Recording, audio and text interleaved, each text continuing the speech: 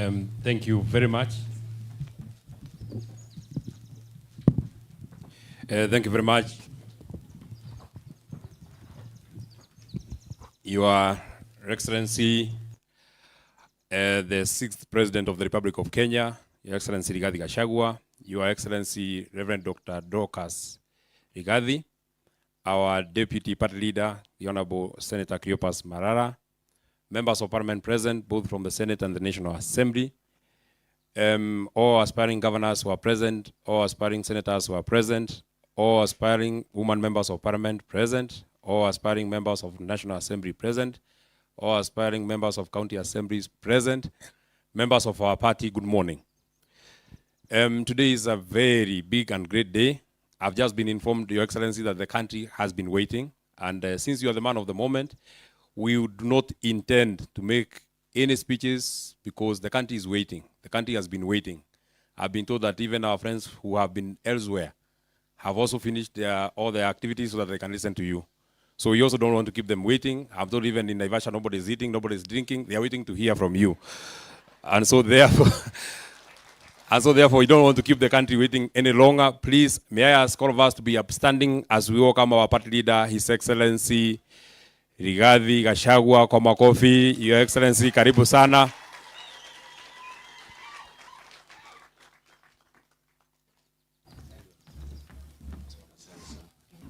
Thank you. Please be seated. Thank you very much. Today is a day.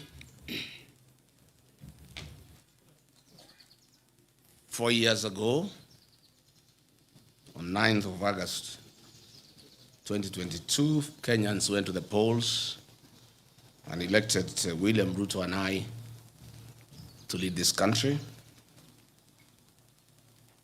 And at the request of the people of Kenya, they have asked me to give an accountability statement and performance of audit of William Ruto 4 years into the presidency, and that is what I intend to do. There has been attempts by the National Intelligence Service, by William Ruto's handlers, to get to know the contents of my address before I do it, and they have been unsuccessful. And I did the statement myself, and Mama Boys typed it for me. So, William Ruto and your people, unless you can get through to Mama Boys, you cannot get to know the content of what I need to say. But what I'll say is informed by input from leaders, from the people of Kenya, and you will hear it for the first time. Fellow Kenyans, 4 years ago, the people of Kenya made a defining choice. On 9th August 2022, millions of Kenyans voted for a new administration on the strength of a bold vision known as a plan, formally presented as a bottom-up economic transformation agenda, better, for 2022 to 2027. In the spirit of Article 1 of the Constitution of Kenya, the plan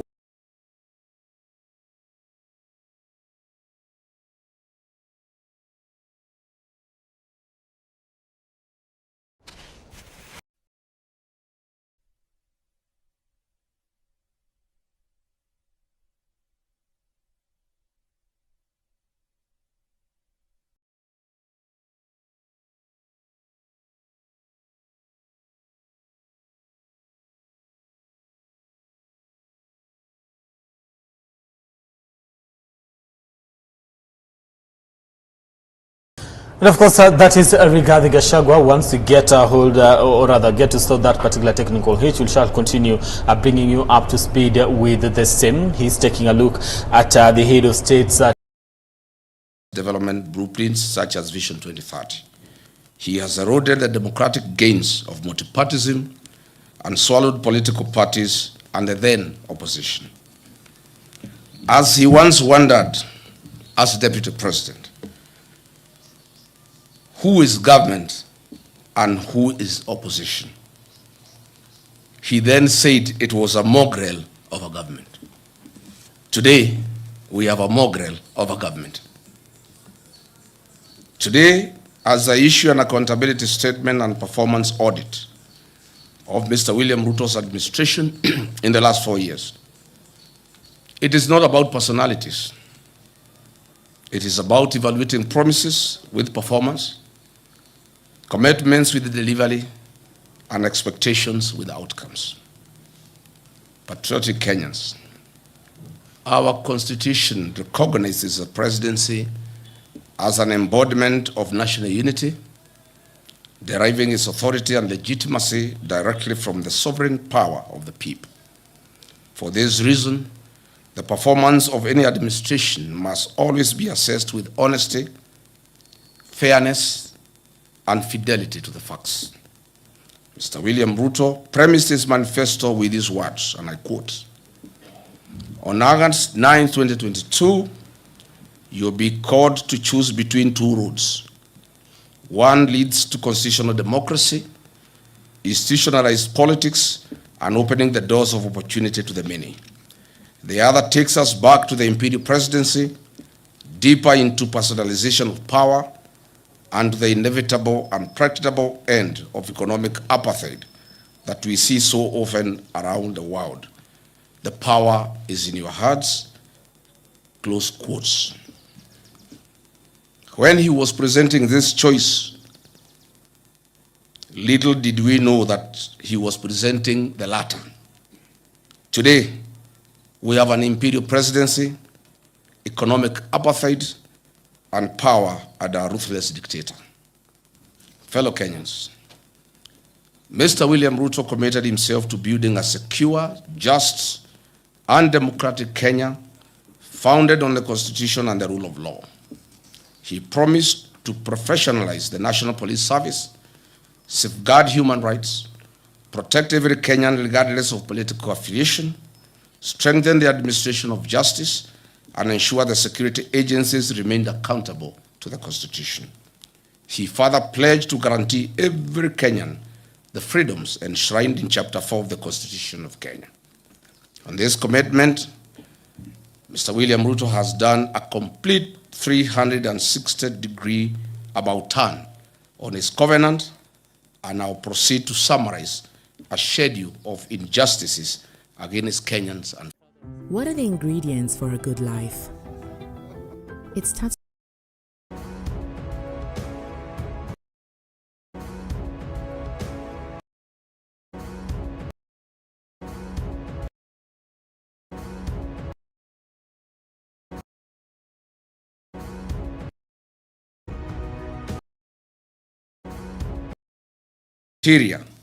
the PS for internal security, who are duty-bound to secure Kenyans and their property, are the key planners and financiers of goons in the country.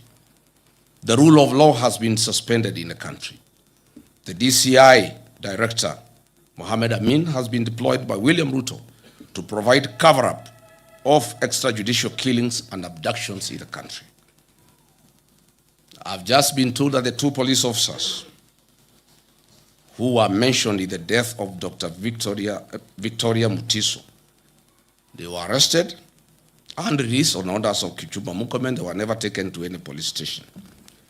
I've just now, on my way here, been informed that the DCI has facilitated their relocation to our neighboring country, Uganda.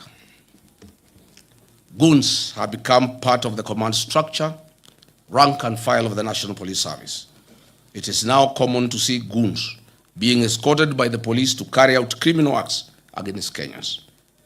This was evident in the PCA Mweki attack, Kariobangi PCA attack, and ACK Witima Church attack. In fact, Mr. William Ruto carries out his development tours in Nairobi, accompanied by goons.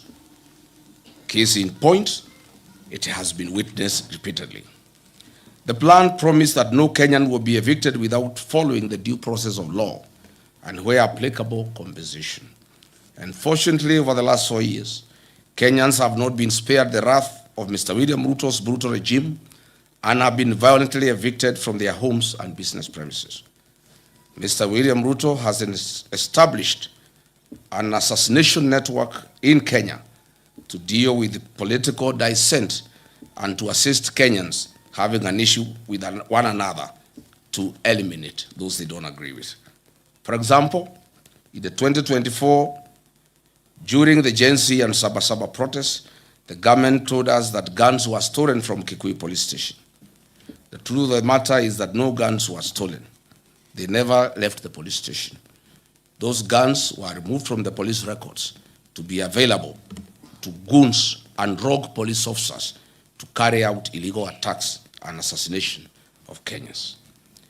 Look at the classic example of Dr. Victoria Mutiso, who was assassinated on 19th July 2026, and lawyer Matthew Chalo, Bob, on 9 September 2025, by senior police officers in a feud related to personal property. This heinous murder was planned and executed by police officers from Kikuyu police station. This police station, as I've said, is a crime scene and an assassination empire. This is a situation in 4 years William Ruto has achieved to put up an assassination team available for hire by Kenyans who may want to eliminate other Kenyans. Rachel Wandeto was doused with petrol on the allegation of having a tattoo on her breast. CS Kipchumba Murkomen IG Douglas Kaja visited her in hospital. William Ruto vowed that the killers would be arrested. They said her death was motivated by certain political leaders. The scheme was planned and orchestrated by CS Murkomen and a nominated senator. Despite William Ruto having instructed that the killers be arrested, 3 months down the line, nobody has been arrested. Nobody will be arrested because she was killed by the police. The Reverend Dumia Kariuki of PCA Nakuru, a vocal church leader, was killed by Nairobi Sierra, a squad formed by Kipchumba Murkomen to intimidate the PCA church to agree to sell their properties in Mombasa, Nairobi, Kajiado to William Ruto. The U.S. State Department, Bureau of Democracy, Human Rights and Labor, the Kenya National Commission of Human Rights, and the Independent Medical Legal Unit have documented over 700 cumulative cases of extrajudicial killings and forced disappearances across Kenya since late 2022 when William Ruto came to power. And with, of course, notable surge tied to the 2024 Gen Z protests, where 60 young boys and girls were killed. Mr. William Ruto, it is also important to note that alcohol and drug substance abuse is on a record high in the country. And the climax was when William Ruto appointed 2 known drug barons into his cabinet. William Ruto has therefore deliberately allowed the menace to grow in sections of the country that are not politically aligned to him. While serving as the country's deputy president, I ensured and chaired a multi-agency stakeholder meetings across country to exhaustively examine the root causes, extent, and impact of this growing disaster, with the aim of offering solutions. Choose L'Oreal Paris Glycolic Bright with Melisol to fade 4 types of dark marks, sunspots, acne.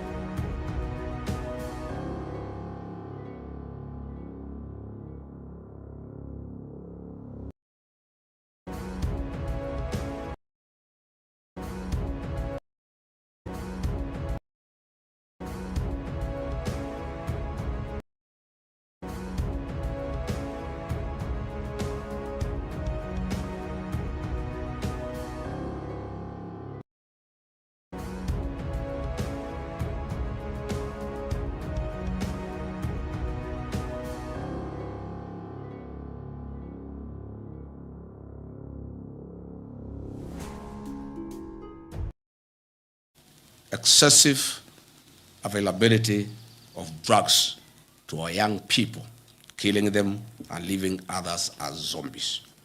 I'm confident that on August 10, 2027, we will revisit this program and eradicate this vice in totality. The following are some of Kenyans who have been abducted and disappeared recently. Mark Million Carrier, he was abducted in Nairobi. Michael Olo, abducted in Nairobi. Families wept in the Milimani High Court demanding his release. His last location was along Kagudo Road. Evans Omondi, abducted alongside Olo and Carrier. Abdulaziz Duba Molu, alias Zizo, abducted in Kiamaiko on June 23, 2026 by armed individuals in civilian clothing and police uniforms. Davis Lichuma, a rights activist seized by the masked operatives outside Parliament, later traced to a hospital heavily battered. Omwancha Clifford Evans, listed among the recent abductees by local human rights groups. Manyura Morisori Douglas, still missing following a wave of clandestine security enforcement operations. Jimmy Mtava Mwanzi, abducted in Mlolongo, not seen to date. He was abducted at the instructions of DIG Langat. Dennis Chege, an activist who was said to be involved in the Gen Z protests, vanished and remains completely unaccounted for to date. Brian Stigo, a Nakuru fisherman, who mysteriously went missing in 2022 under similar contested operations at Lake Nakuru National Park. The plan promised Kenyans that the National Coroner Service Act of 2017 will be amended to establish the Coroner General's Office.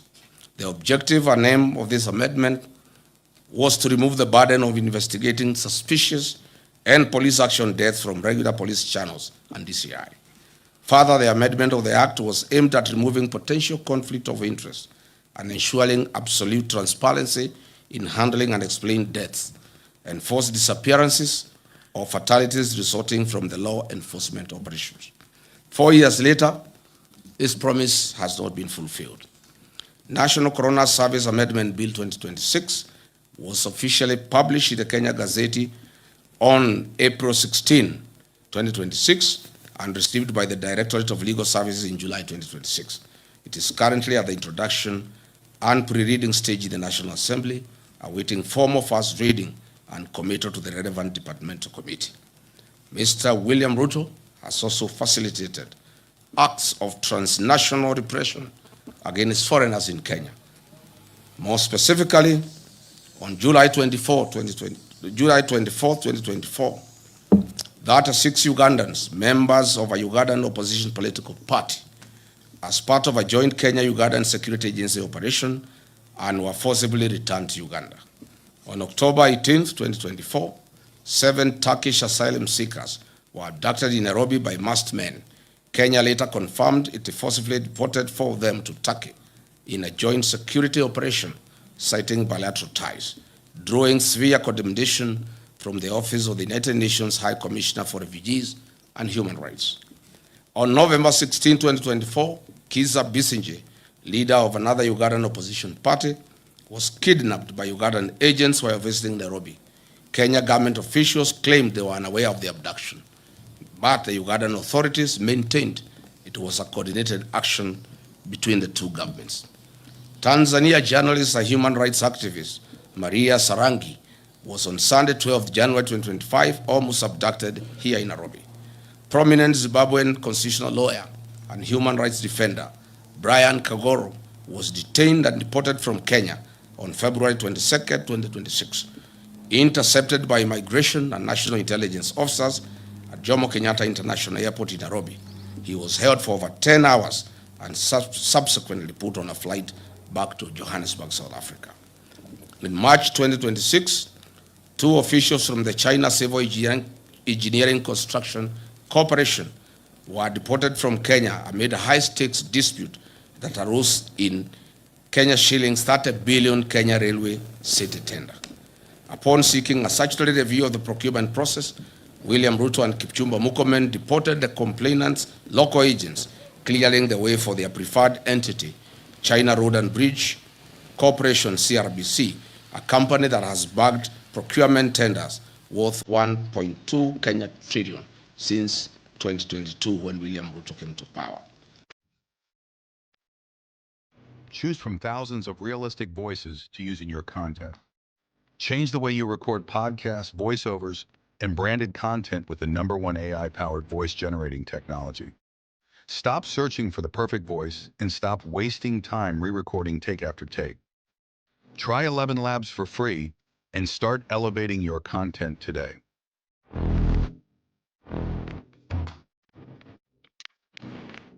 Security starts with you.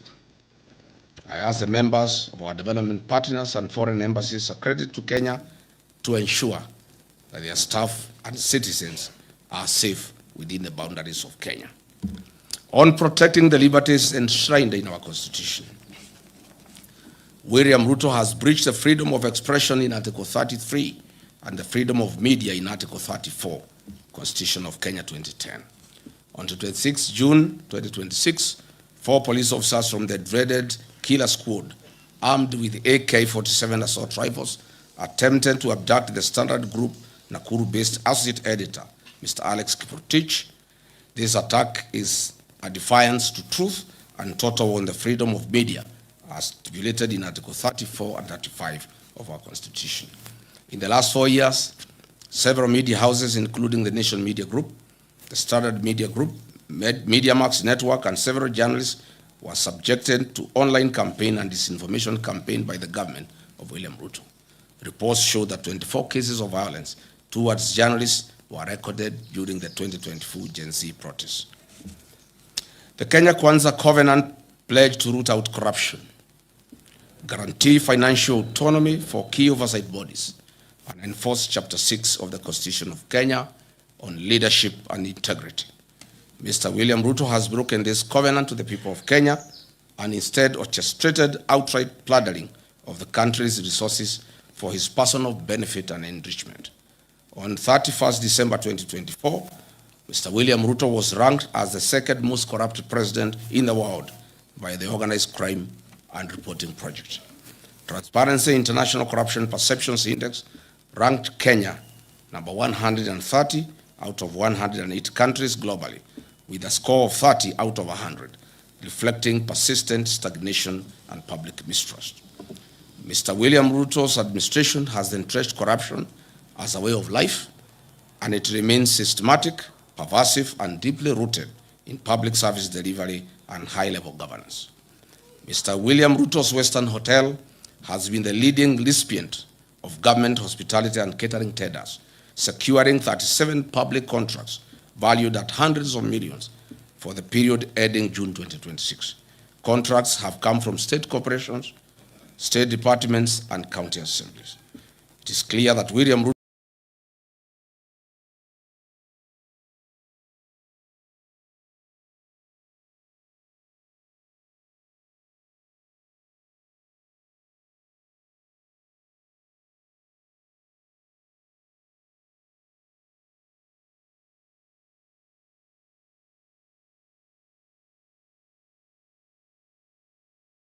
$8 billion to 18 billion Kenya shillings, an increment of over 10 billion Kenya shillings.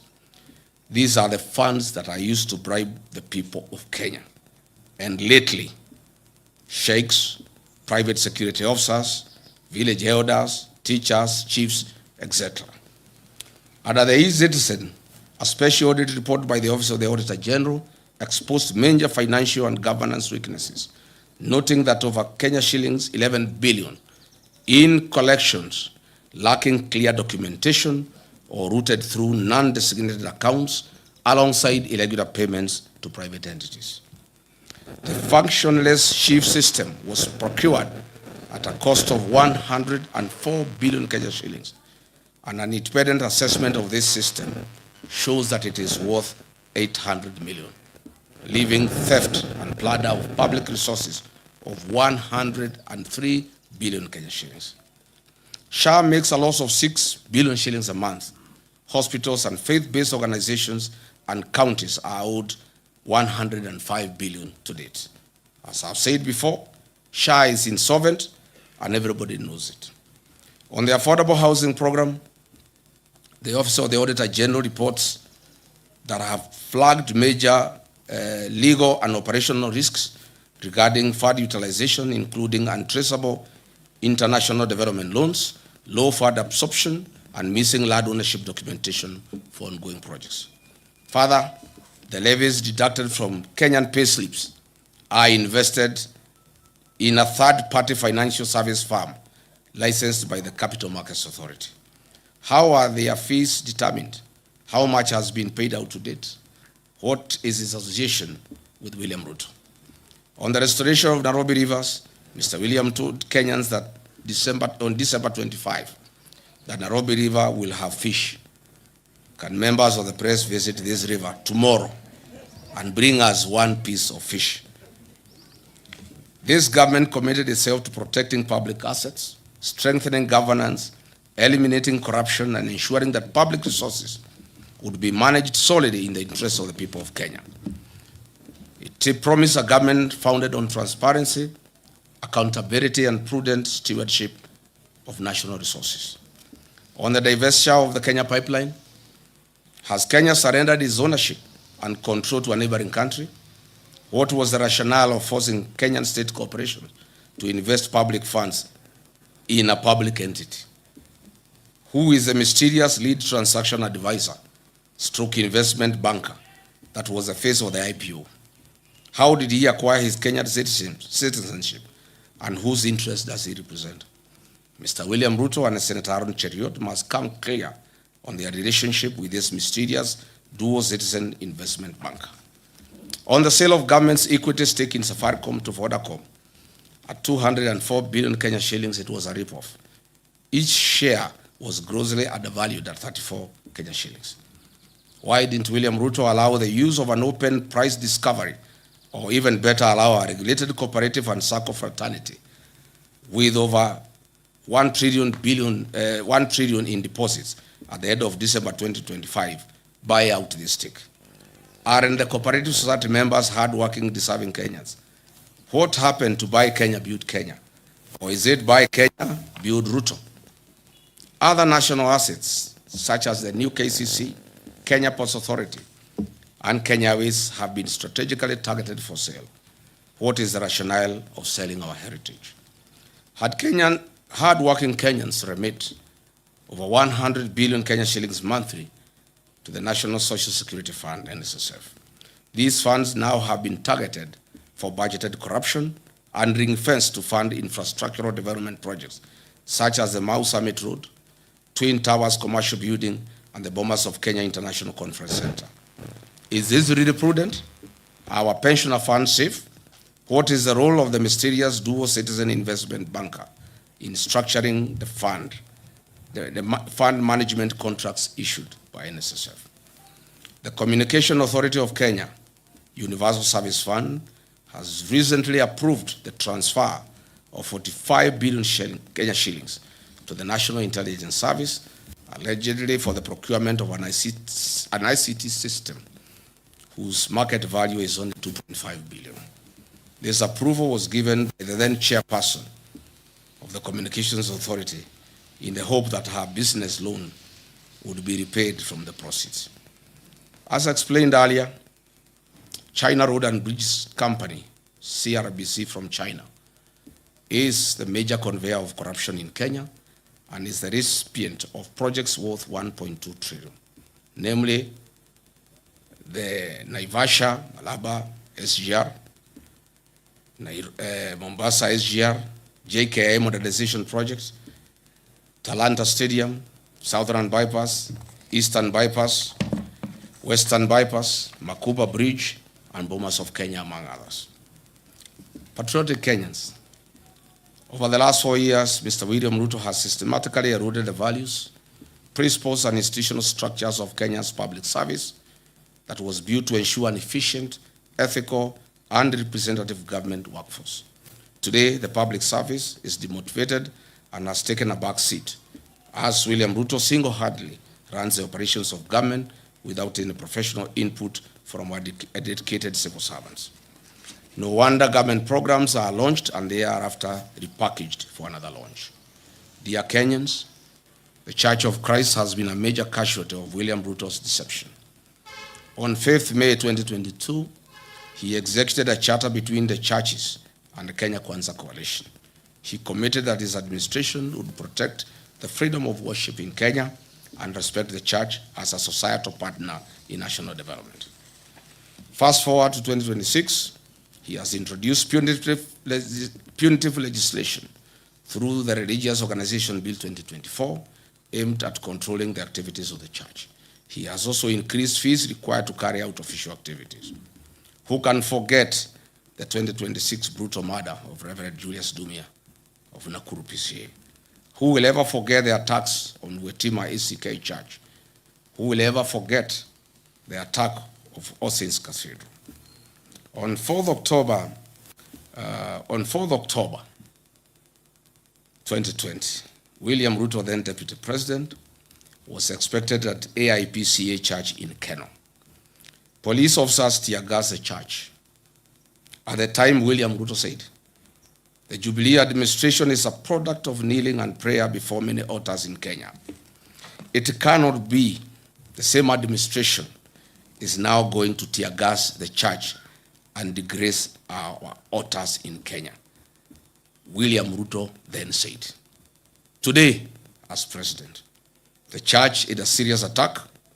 He has taken the attack to the church a notch higher, beyond tear gas, live fire, torching of vehicles, and a clear intention to kill at the altar. He has completely betrayed the Church of Christ. This cannot be forgotten. Mr. William Ruto has completely betrayed the Church of Christ. That prayed him into government. The economic burden on ordinary Kenyan worker has also increased.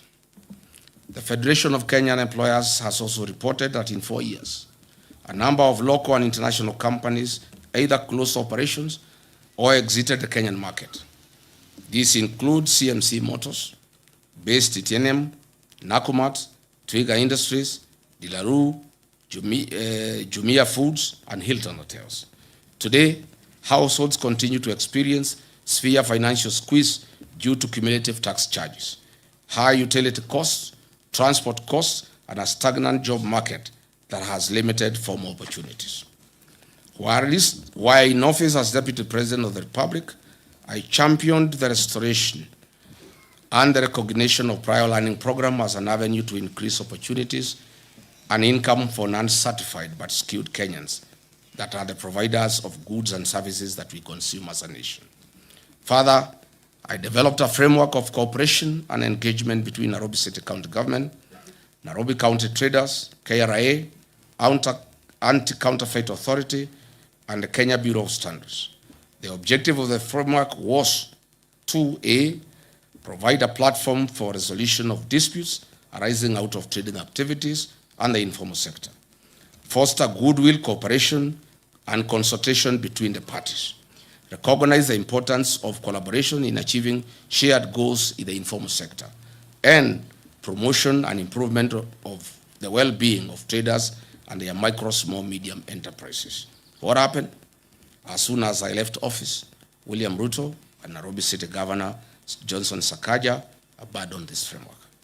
You all remember that on 8th August 2022, a liter of super petrol retailed at 159 shillings.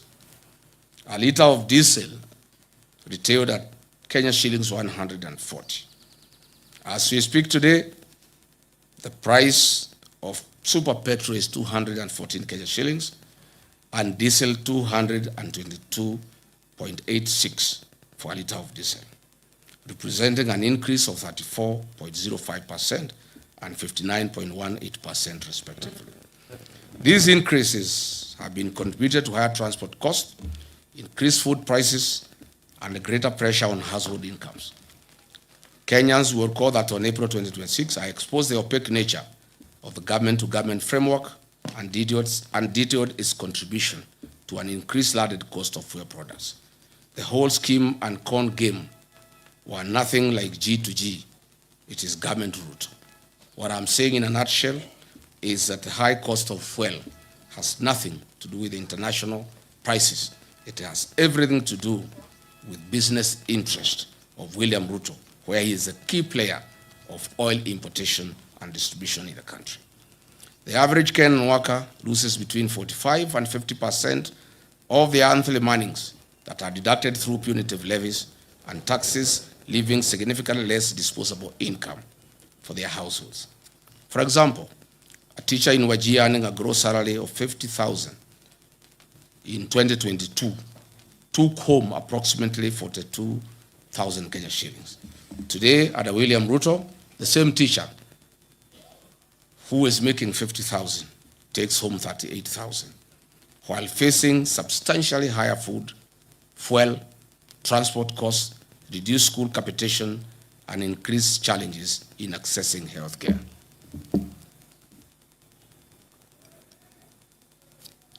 Coupled with the rising cost of petroleum products, the Kenya Kwanza covenant to put money into people's pocket is nothing but a pipe dream. If anything, Mr. William Ruto has achieved the complete opposite and has taken money out of Kenyans' pockets, leaving them with a reduced net disposable income. This covenant was central to the plan to improve the lives of Kenyans. As the party leader of DCP, I once again called on this government to cushion the payslip by suspending the affordable housing levy and reducing the payee tax burdens. This, together with the review of petroleum price framework, taxes charged will give Kenyans an increased net income. A punitive and unpredictable taxation regime is one of the principal causes of the high cost of living.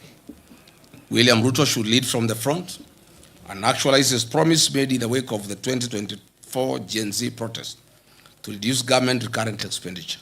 State House does not need 18 billion Kenya shillings for 12 months. These funds could be used to subsidize rising fuel and food costs for the benefit of Kenyans. Or better still, these funds can be used to ensure farmers in arid and semi-arid lands have access to clean water for domestic purposes, farming, and for their livestock. Patriotic Kenyans, Mr. William Ruto promised to build a disciplined, transparent, and accountable government founded on prudent public finance management, constitutionalism, and the rule of law. He pledged to reduce the cost of government, manage public debt responsibly, eliminate corruption, strengthen institutions, and uphold the Constitution while protecting the rights and freedoms of every Kenyan. 4 years down the line, the government introduced new tax measures, expanded statutory deductions, implemented changes to public finance management, and undertook toxic borrowing to finance government programs. It also introduced reforms affecting public institutions and the administration of government. Instead of easing the financial burden on citizens,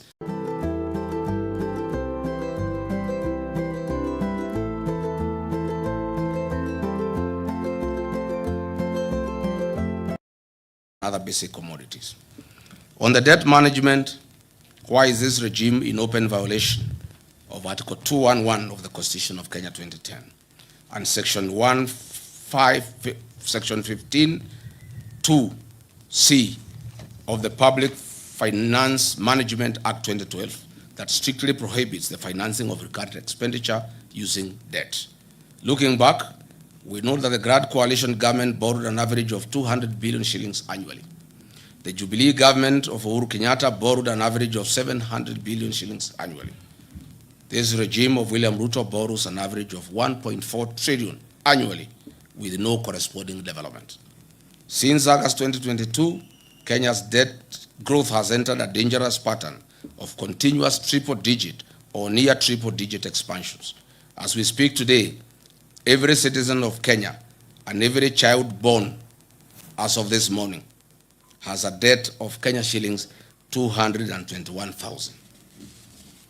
This country has a debt of 13.02 trillion, up from Kenya shillings 8.6 trillion in August 2022 when William took over. Mr. William Ruto has borrowed in excess of 5 trillion over the last 4 years. This regime on a borrowing spree borrows an average of 3.5 billion Kenya shillings daily and steals 3 billion shillings daily. Why borrow to steal? On average, this government steals from the people of Kenya 125 million shillings every hour. Calculated, this government is stealing every minute 2 million shillings from the people of Kenya. Dear Kenyans, the National Treasury has delayed disbursing the equitable share of revenue to counties. These cash flow delays have routinely stalled county operations, delayed staff salaries, and inflated pending bills to over 156 billion, despite legal mandates requiring timely monthly transfers. Misplaced priorities such as funding State House budget by 10 billion, building state lodges and airstrips has caused cash flow constraints.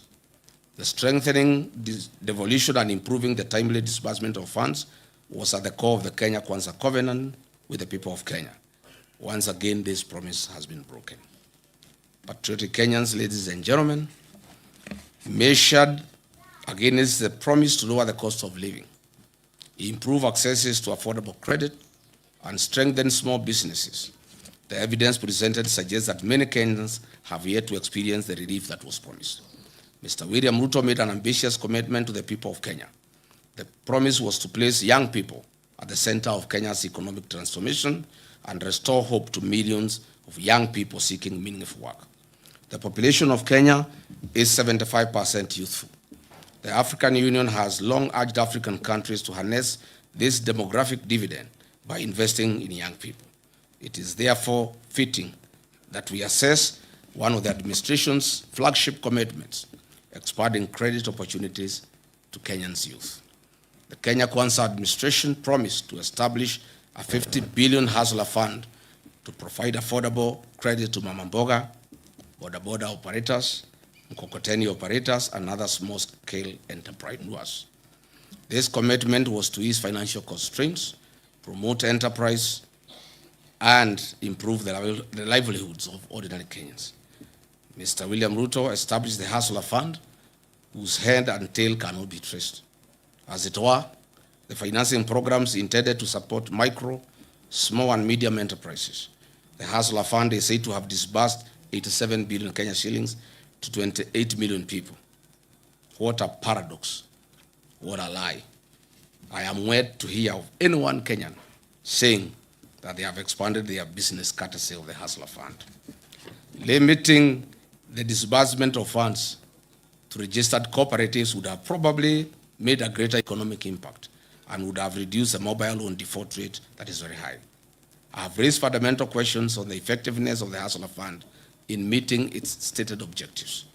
The truth of the matter is the high rate of loan defaults and low loan disbursements, in many instances 500 shillings, are insufficient to establish or grow a sustainable business venture anywhere in the country. This is simply a lost cause and was a fraud. 4 years ago, Kenyan women were promised dignity, economic empowerment, and their welfare. 4 years later, the women continue to experience economic hardships occasioned by a high cost of living, increased medical and educational costs, and an unsustainable credit framework under the Hustler Fund and Women Enterprise Fund. The discontinuation of projects such as Linda Mama and Edu Afya have increased the cost of accessing healthcare and education services to women and their families.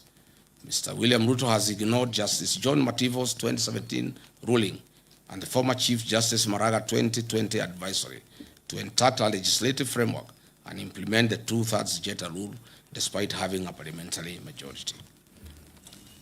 Patriotic Kenyans, the Kenya Kwanza commitment was to turn the housing challenge into an economic opportunity. They promised to build 250,000 houses every year. This was the promise. However, 4 years later, Mr. Ruto has fashioned and turned this into a conduit to steal public land and be the sole supplier of construction inputs, cement, steel, tiles, nails, and MDF panels that manufactures factories he has bought and acquired. The Affordable Housing Fund has collected over $1 billion since its inception. The State Department of Housing and Urban Development has conveniently ensured a low absorption rate of roughly 25% due to the staggered nature of construction phases and investments of proceeds in treasury bills, bonds through CDN Bank. CDN Bank is today classified as Tier 2 medium-sized bank. It has graduated from Tier 3 status after achieving a market share of over 1% driven by deposits mobilized from Government of Kenya State Corporations, Social Health Authority, Nairobi City County Government, and the Affordable Housing Fund levies. CDN Bank is worth 95 billion in asset value, Kenya shilling 74 billion in customer deposit, and a reported 1.7 billion net profit in the year ending 2025. Compare this sudden change in fortunes with the 2022 financial year results.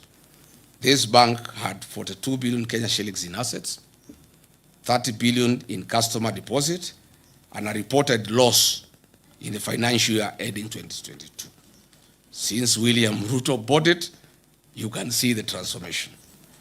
This housing scheme is nothing but a personal business that guarantees the exclusive single source offtake of steel, MDF panels, nails, iron sheets, tiles, cement by factories owned by William Ruto and his allies. The levy proceeds are the reason why CDN Bank deposits have increased tenfold for the 4 years. If it were a genuine program, why is it being forced down citizens' throat? There was no promise to raise the payslip of the Kenyan worker in the name of a punitive housing levy. Private businesses must be left to do their work as the government does its work. It's important that the workers of Kenya know that monies deducted from their payslip is invested in CDN Bank owned by William Ruto, who is collecting the profit. In my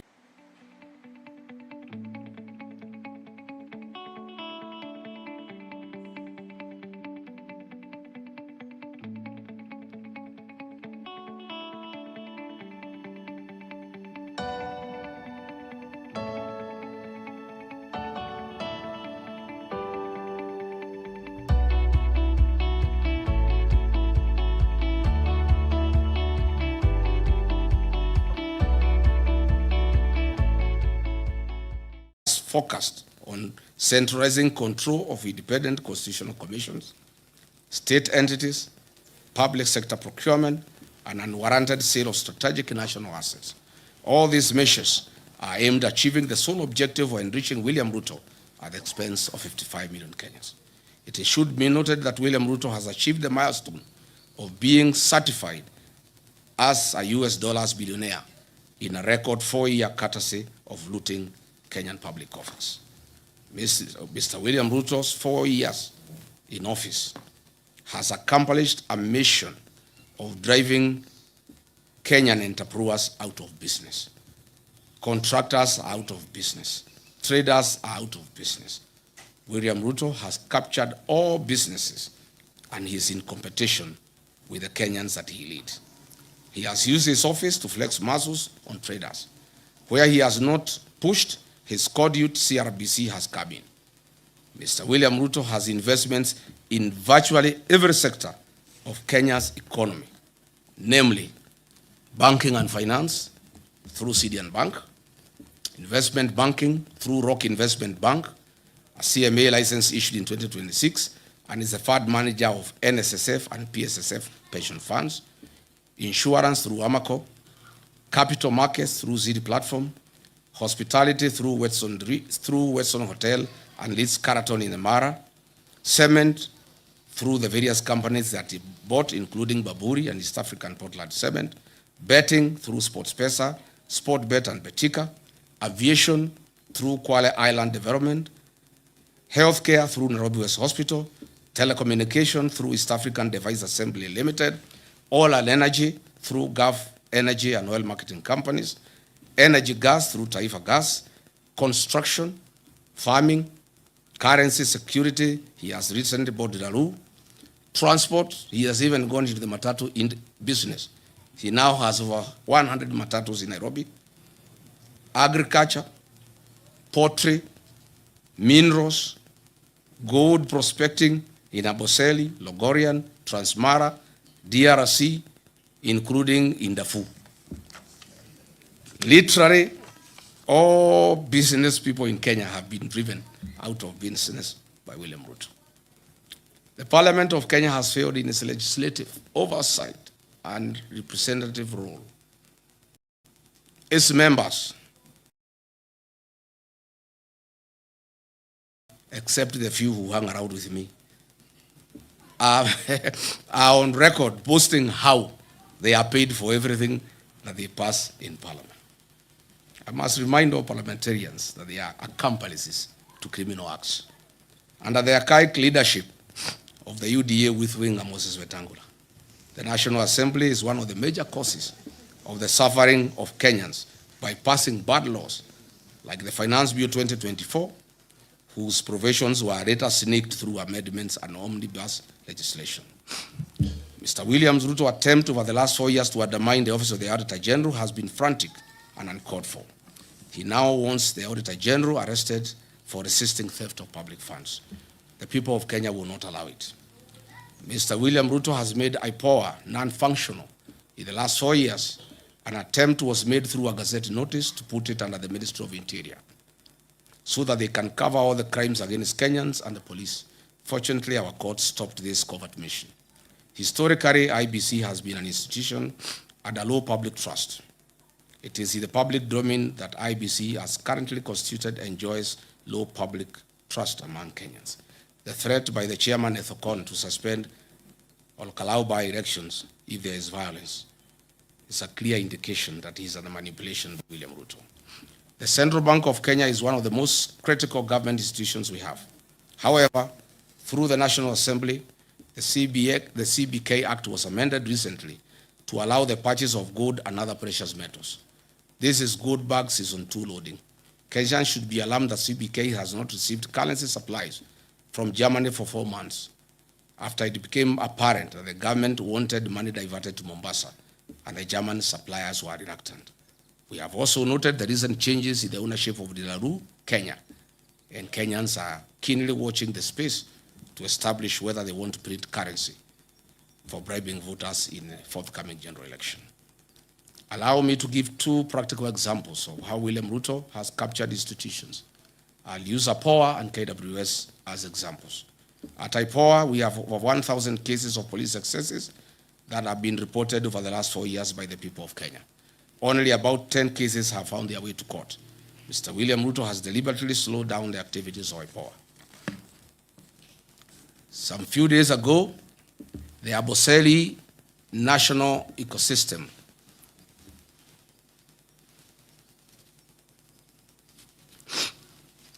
the Amboseli National Park ecosystem, 15 elephants died and some lions died later.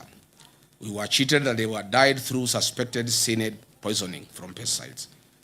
Tell the Kenyans the truth, Mr. William Ruto.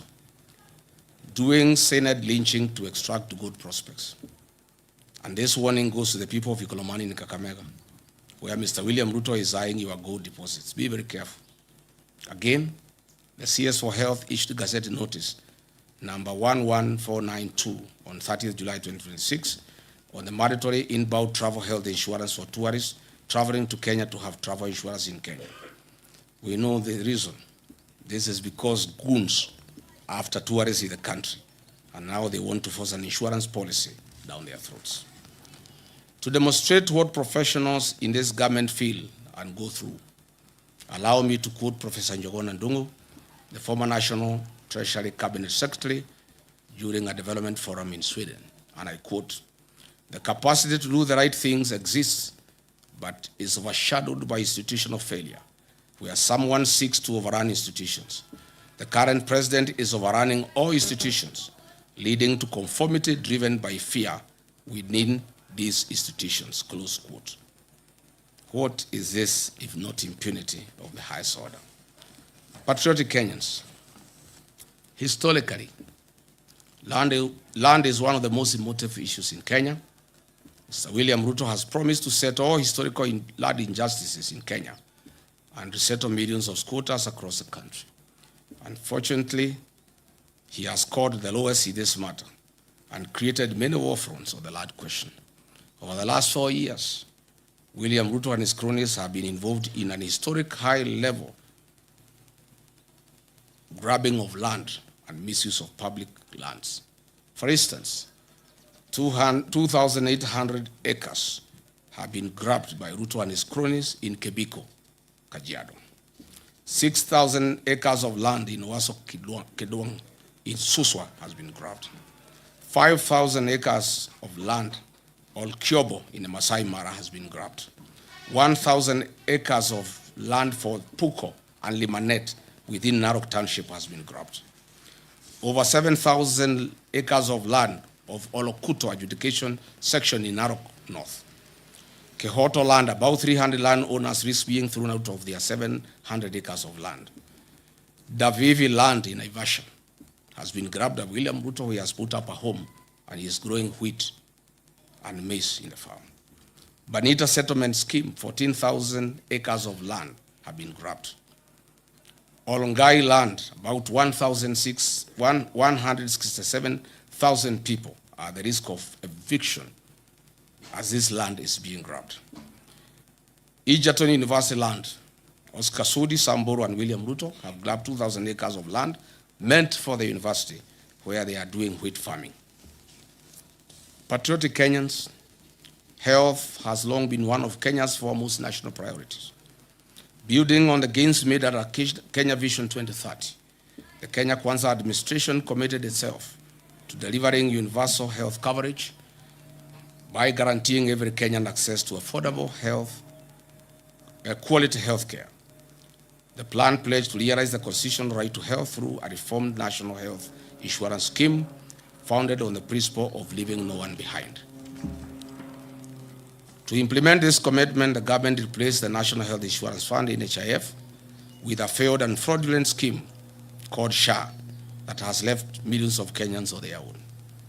The discontinuation of Linda Mama and Edu Afia on December 31st, 2023, has left significant gaps in healthcare coverage. In 2022, Edu Afia provided medical cover to 3.4 million secondary school students at an annual cost of 3.2 billion. Today, approximately 4.1 million secondary school students no longer enjoy that medical cover, leaving parents to bear the full cost of treatment. Mr. William Ruto had committed to addressing the inequities in Kenya's education system so as to level the playing field for all children irrespective of their background. He further committed to equitable universal basic education defined as 12 years of schooling. He further committed himself to protecting and strengthening the gains made under free primary education and free day secondary education, while ensuring that every Kenyan child had access to quality, affordable, and equitable education. He also pledged to strengthen higher education financing and invest in the nation's human capital. The William Ruto government inherited landmark education reforms introduced by previous administrations. Free primary education launched in 2003, free day secondary education introduced in 2018, that had significantly expanded access to education for millions of Kenyan children. The commitment was not only to preserve these gains, but to build upon them by ensuring adequate capitation, sustainable financing, and improved access to quality education for all. In the words of the third president of the Republic of Kenya, the best president we have ever had, Mzee Mwai Kibaki, and he said, and I quote, "Education is the ultimate means of ensuring an equitable society. Equitable education ensures that every child has a chance to fulfill their potential and rise to the highest level of accomplishment," close quote. 4 years later, the government has caused irreparable instability and confusion in the educational sector. The gains made by the previous administration under free primary education and free day secondary education have been eroded to dust. Secondary school parents now shoulder substantially higher education costs, while the level of government capitation has failed to keep pace with inflation and rising operation costs. The capitation rate established in 2017 was 22,000 per student. However, today's schools receive only 9,000 per student during the previous financial year, creating a significant funding gap. Our public universities are facing unprecedented unprecedented financial distress. University debt has increased from 60 billion in August 2022 to approximately 100.3 billion Kenya shillings, representing an increase of Kenya shillings 40.3 billion, or about 67% increase. As a result, many institutions are experiencing severe financial challenges that will affect the delivery of quality education.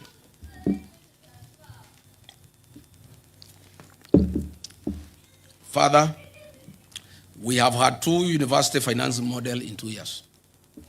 Measured against the commitment to strengthen education, protect free basic education, and improve access to higher education, the evidence presented suggests that the sector has experienced significant setbacks, placing greater financial pressure on families and creating uncertainty for learners and institutions alike. Ladies and gentlemen, Mr. William Ruto pledged to invest 250 billion Kenya shillings into the agricultural sector to shift the country from food security to surplus production. Recognizing its strategic importance, he pledged to transform the agricultural sector by increasing productivity, improving farmer incomes, and revitalizing key value chains. The administration committed itself to revamping underperforming export crops, expanding emerging high-value crops, strengthening the tea value chain, supporting food security, and promoting agro-processing as a driver of economic growth. Despite the commitments made, our farmers have experienced increased economic hardship. Net incomes have reduced due to increased cost of inputs, higher taxation rates, high transport and distribution costs due to reclassification of VAT status. Agriculture continues to receive approximately 2% of the national budget, significantly below the African Union 10% target under the Maputo Declaration. The tea sector has faced considerable challenges over the past 4 years. This is due to the deterioration of Kenya's economic and diplomatic relations with Sudan, historically one of the largest buyers at the Mombasa tea auction. Sudan's annual consumption of Kenyan tea declined from approximately 10.7 million kilograms to about 1.7 million kilograms, leaving substantial volumes of tea unsold. But why has this happened? Mr. William Ruto's appetite for business and money has failed Kenya. His close association with Sudan's RSF warlord, Mr. Hemeti, in illegal trade of gold in exchange for weapons, has reversed the gains we have made. These internationally sanctioned war criminals live in Kenya under state protection and have been issued with diplomatic passports and ID cards by Kipchumba Murkomen. U.S. Senator Jim Risch, chairman of the Senate Foreign Relations Committee, while noting Kenya's NATO ally status, criticized William Ruto during a May 2025 hearing. Senator Risch questioned Kenya's loyalty following its facilitation and hosting of Sudan's paramilitary rapid support forces, RSF. Rice farmers in Ahero, West Kano, Bunyala, Bura, and Mwea have also faced significant challenges. Although rice was identified as a strategic import substitution crop, import volumes approaching 1 million metric tons annually have depressed local paddy prices, leaving many farmers with unsold stock. Just recently, on 6 July 2026, William Ruto authorized the gazettement of duty-free importation of 490,000 metric tons of grade 1 milled white rice before 30th November, June 26. It estimates that this represents a missed economic opportunity exceeding 100 billion Kenya shillings if domestic production had been given priority before this duty-free window was open. Even though state sugar mills have been leased to private sector players associated with William Ruto, their principal business model is to import sugar instead of purchasing locally grown sugar from farmers. This has left 320,000 small-scale sugarcane farmers now facing an uncertain future. The targeted turning of 2 million poor farmers from food deficit to surplus producers using input finance and agricultural extension support. To date, show me one farmer in Kenya who can come forward as a testimonial. Instead, this farmer has nothing. In fact, small-scale farmers in Mwea and Ahero are currently in court trying to salvage their crop after government gazetted the importation of 490,000 metric tons of rice for importation. Tea farmers are crying. A 0.8% levy has been introduced, and this year's bonus will reduce from 45 Kenya shillings per kilo. Sugarcane farmers in Western Nyanza and Kisii, the government is unable to pay 270 million owed to them. Cane per ton has reduced from 6,500 to 5,000. Dairy farmers who have supplied milk to new KCC have not been paid for 6 months. It is further alarming that the National Agricultural Value Chain Development Program allocation dropped by 54% to 54% from 10.2 billion Kenya shillings in 2025-2026 financial year to 4.7 billion Kenya shillings in 2026-2027 financial year. This is a direct assault on the agricultural value chain in Kenya. As Deputy President, I initiated progressive reforms in the agricultural sector that increase returns for tea, coffee, dairy, and other cash crops. Through my efforts, we negotiated an 8 billion debt waiver for coffee farmers that was suspended as soon as I left office. More can and more will be done once we form government on August 10 next year. Patriotic Kenyans, William Ruto pledged affordable credit and working capital through an accommodative financial ecosystem, removing structural exploitation and removing barriers to unsecured agricultural credit. To date, the Agricultural Finance Corporation is underfunded. It has a demand of 15 billion Kenya shillings per year from farmers, but the promise to fund it by 10 billion Kenya shillings per year was a hoax. Instead, those who borrowed are being auctioned. Dear Kenyans, William Ruto pledged to revive collapsed cooperative factories and processing plants such as sugar and dairy sectors, and guaranteed minimum returns for farm products. Show me any revived sugar factory. Instead, they have been sold, and they have been bought by Ruto and cronies. Where is the cashew nut factory you promised in the coast? Where is the value addition centers you promised in 47 counties? Where are the county industrial and aggregation parks you promised? Where is the state-of-the-art slaughterhouse you promised at Bachuma for animals in northern Kenya?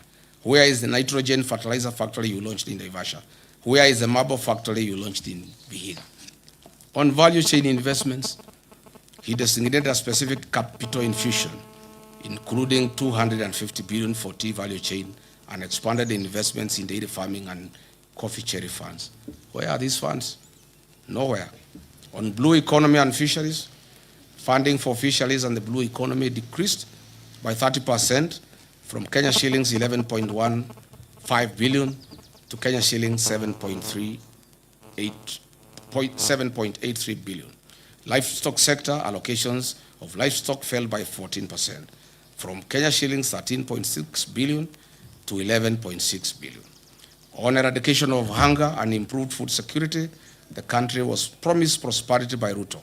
Unfortunately, the number of undernourished people in Kenya increased from 10.1 million in 2004-2006 to 19.7 million in 2023-2025. It is more troubling when you look at the costs of a typical household food basket. A food basket is estimated to have risen from Kenya shillings 15,000 in 2022 to over 19,000 shillings today, an increase of more than 26%. Essential commodities such as electricity, chicken, beef, sugar, kerosene, bread, and milk have all become significantly more expensive here in Kenya over the last 4 years. Patriotic Kenyans, 4 years ago, this government promised the people of Kenya dams and water. 50 mega dams across the country were promised. 200 medium-sized dams across the country were promised. 1,000 small dams were to be constructed across the country. These dams included High Grad Force Dam along the Tana and Mutonga rivers to South Kitui, Tharaka Nithi, and Embu counties. Soin Koru Dam in Kisumu, Rumuruti Dam in Laikipia, Mohoya Dam in Nyeri, Kirinyaga, Revival of Arol and Kimorel Dams, Thakwe Dam, Sioi Muruni Dam in West Pokot, Badasa Dam in Marsabit, Darugo in Kiambu, Rale in Kilifi, Galana in Tana River, Kokwanyo Dam in Homa Bay, Lowat in Turkana, Makamini in Kwale, among others. Unfortunately, all we see, no dam. All we see is our president visiting other countries like Ethiopia to witness the launching of their dams. Where are these dams, Mr. William Ruto, in 4 years? On matters of environment, this administration had committed to grow 15 billion trees by the year 2032. What we are witnessing is the lifting of the logging ban and the systematic logging in national forests under the cover of the Kenya Forest Service. Numerous court cases have been filed by international conservation groups Greenbelt and the Law Society of Kenya against the government's attempt to develop build infrastructure in protected natural habitats. Talanta Stadium and Bomas Conference Center Link Road that will see over 100 acres of forest destroyed. Upper Imend Forest in Meru is being cleared for the construction of a state lodge, a golf course, and an airstrip, which will excise and clear 200 acres of forest. Where was this promise? Even the trees at the gate of State House have been cut. Is this still part of the growing 15 billion trees? Patriotic Kenyans, in foreign affairs, we had the worst since independence. Kenya's nose is poked everywhere, including the war in Ukraine and Russia, where our young men are lied to that they are jobs, well paying for that matter, but they find themselves in the war front. Reports indicate that we have lost 19 Kenyans, including Clinton Nyapara, Dennis Bagaka, Erastus Mundia, Simeon Wahome, Eric Mwangi, Ronald Kibet, Shadrach Wafula, Othiabo Martin, Ibrahim Yahaya, among others. Several other Kenyans in their hundreds remain unaccounted for, and hundreds of others are still active in the war zone. Their parents are keen at home, still crying to see their loved ones back home. A person who was in Kenya in 2022 would wonder whether the Kenya Kwanza commitment to a creative and robust foreign policy whose pillars will be economic and commercial diplomacy changed into converting our young Kenyans into war fugitives in far countries. As if that is not enough, the footprints of Kenya adversary in DRC Congo war zone and M23, Sudan's Darfur, Southern Sudan, among others. He had promised to enhance and promote further local investment by Kenyans living in the diaspora. In Mandera County, Jubaland forces have taken over more than half of the town, and William Ruto signed a secret deal with the Al-Shabaab in 2024 that has remained silent. Notably, in July 2026, there were a record 9 terror attacks in Mandera County that resulted in the killing of 5 Special Operation Group SOG officers and 1 National Police Reservist was killed. The foreign policy has been transformed into a tool to achieve personal gains at the interests of the people of Kenya. Fellow Kenyans, now let us move in and ask Mr. William Ruto the hard questions he deserves. But before that, let me give credit where it is due. There is one promise Mr. William Ruto made to the people of Kenya, and he has delivered 100%. Congratulations, Mr. President. Mr. Ruto, you promised to permanently retire the late Prime Minister, Right Honorable Raila Odinga, in Bondo and finish ODM. You have succeeded in both. Odinga is permanently retired in Bondo and ODM is no more. There are many prominent deaths that have occurred in Kenya and they have not been resolved. Kenyans want to know what happened to Raila Odinga. Why were the medical doctors of the late Prime Minister denied access to him at the last hours? Why did he have doctors from Nairobi West Hospital, a hospital closely associated with William Ruto, than his own doctors? Why were the instructions of Raila's doctor ignored that Raila should travel? Raila Odinga was a respecter of Luo traditions and custom.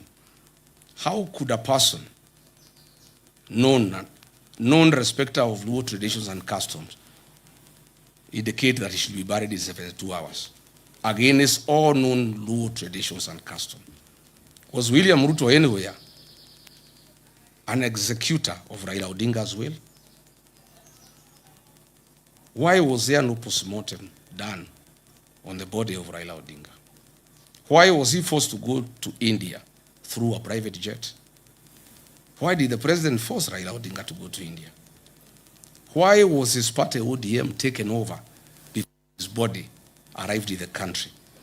despite the known African customs that you don't inherit a man or a woman, for that matter, before they are buried.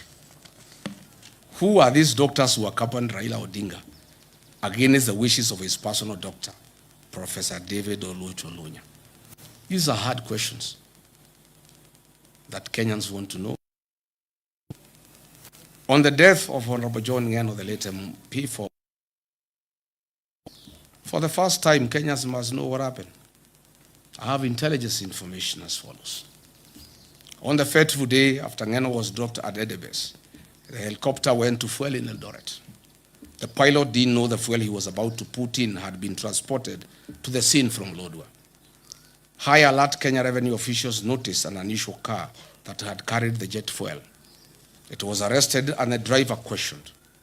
The driver refuted to them that he transported the fuel from Lodwar.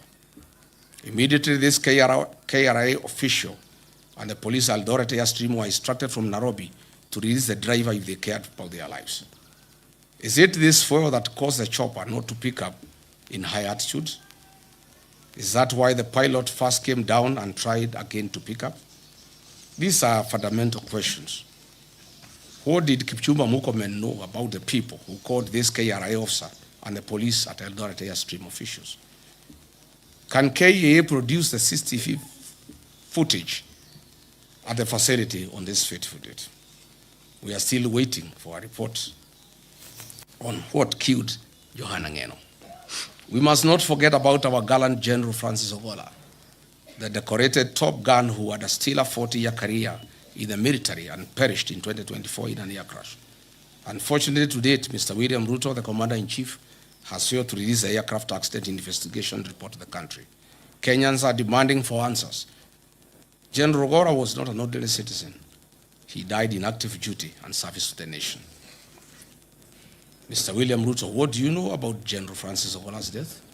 Are you willing to tell the country why you allowed General Francis Ogola to fly in a Bell Hue helicopter with a questionable mechanical status? The DPP must use its powers and establish an inquest on these unresolved murders over the last 4 years.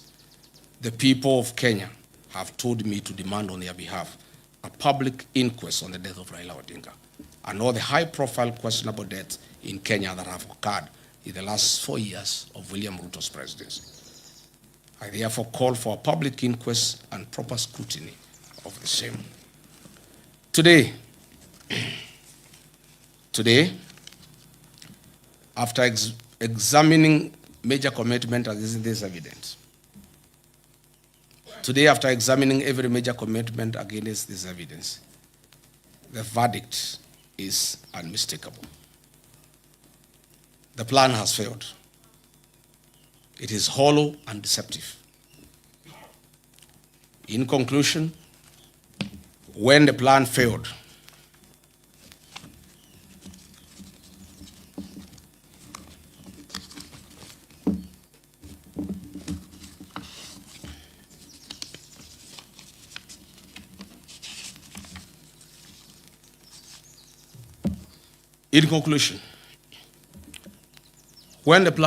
Kenyans were told that the answer lay in article. It too has failed to deliver the hope, unity, and reforms that were promised. Thereafter came the 10-point agenda, presented as a renewed roadmap to rescue the country. It has equally failed to change the trajectory of our nation. In failing the plan, the administration has failed to keep Kenya on the development path envisioned under Kenya Vision 2030. The question before the people of Kenya is therefore simple. If the author of the plan could not deliver the plan, if NADCO has failed to provide solutions, if the 10-point agenda has failed to change the country's direction, what reason do Kenyans have to expect a different outcome after 2027? You have all heard William Ruto constantly accusing the opposition of having no plan. I ask Kenyans instead to look at his track record. He came up with a bottom-up economic plan. As we have seen, it has failed. He came up with the NADCO. He has failed to deliver. He came up with the 10-point agenda. He has failed to deliver.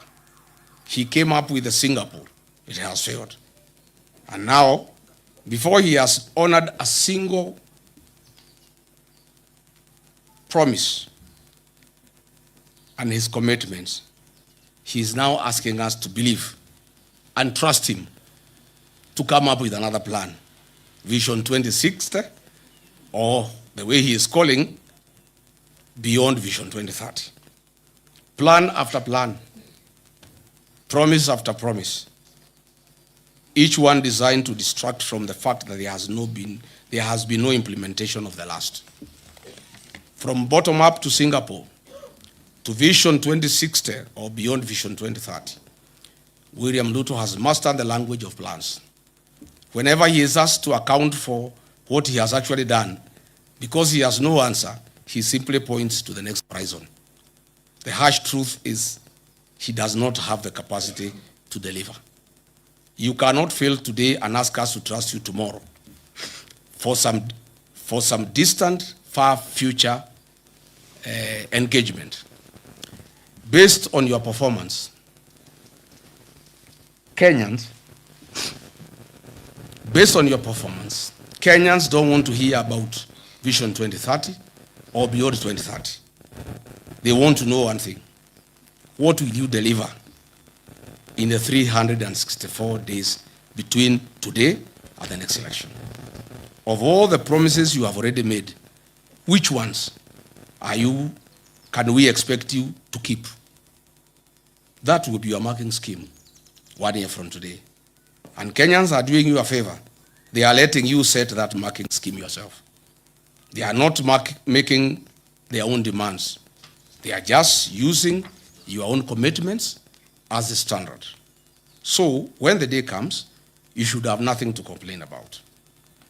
Leadership is judged by results, not by promises. Governments earn another term through performance, not through visions and persuasion. That is why millions of Kenyans are saying one term. One term is not a slogan of anger. It is a verdict on performance. It is a democratic conclusion that one term has been enough because the promises made have not been kept. Exactly 1 year from today, on 10th August 2027, we shall go to the polls as a nation. Let us choose accountability over excuses, delivery over promises, and leadership that honors its covenant with the people. As Mr. William Ruto launches his deceptive 2060 plan tomorrow, I want to tell the people of Kenya that it is a lie, it is a con, it is a fraud, it is deceit.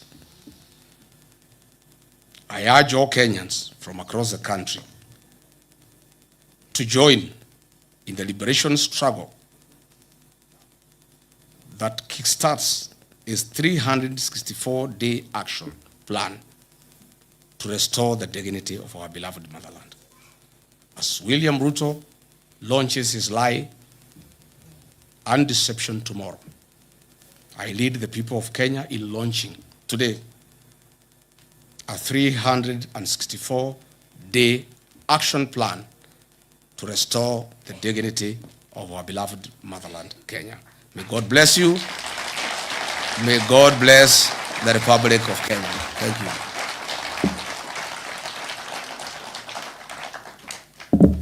Asanteni sana. Thank you. Ladies and gentlemen, His Excellency the Second Deputy President, State of the Nation Address. Jamani, makofi tunapoendelea kuzingatia maendeleo katika nchi yetu, kuendeleza uongozi wa ukweli na uongozi ambao umeajibika. Studio, tukiwa hivyo tutasalia kusimama, tucheze wimbo wa taifa. Basi baada ya hapo tutaweza kuondoka. Studio.